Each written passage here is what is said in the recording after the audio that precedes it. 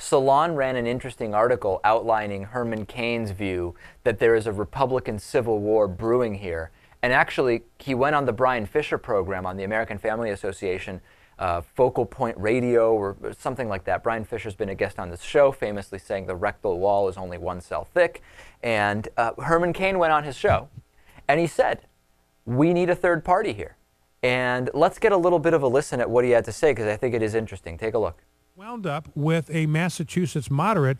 How do we keep this mistake from happening again? Well, Brian, I never thought that I would say this, and this is the first time publicly that I have said it. We need a third party to save this country. Not Ron Paul and the Ron Paulites. No, we need a legitimate third party to challenge the current system that we have.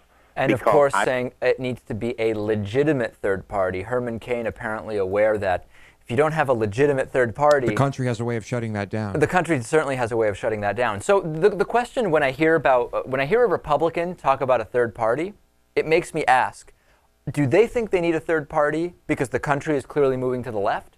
Or do they believe they need a third party that is even further to the right of the main Republican Party? I don't know which he's talking about. Yeah, it's hard to say, and I might agree with him depending on what his answer is. What do you think, Natan? When Herman Cain talks about a third party, where does it lie on the political spectrum? I think pretty clearly he imagines or envisions that third party as being farther to the right than Mitt Romney's campaign. And this goes contrary to both the conventional and the logical wisdom that you should get from this election, which is that they need to go more to the center.